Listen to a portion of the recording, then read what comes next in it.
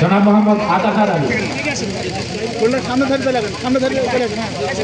জনাব মোহাম্মদ আসিফ হাসান,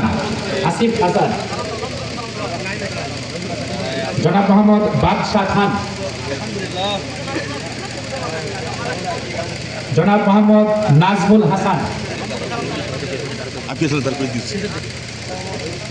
জনাব মোহাম্মদ রাকিবুল হাসান,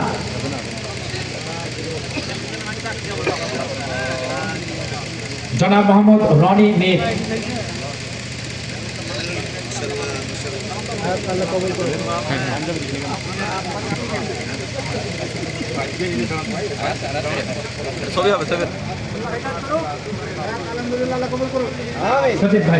প্রিয় দর্শক, আসসালামু আলাইকুম।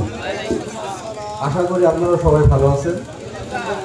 আচ্ছা, আমরা সমস্ত দলের ক্ষমতাগুলো দেখেছি এবং কারো দুর্নীতির কথা নাই বললাম। সাধারণ মন থেকে বলছি, একটা দলকে ভালোবেসি, বিএমপিকেও ভালোবেসি ভোট দিচ্ছে মানুষ, আওয়ামী লীগকেও দিচ্ছে, এবং কারো দোষ টোষ না নিই ভালোভাবে আমরা সবাই মিলে একত্রিত জামাত ইসলামকে পাশে চাই।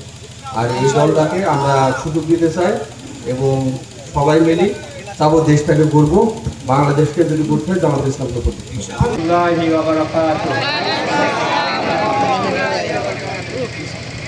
বাংলাদেশ জামাত ইসলামী এমন একটা দল, তারা সৎ কাজ মানুষকে পরামর্শ দেয় এবং আমি এই দলটিকে বিভিন্ন দলের এই দলটিকে ভালো পেয়েছি।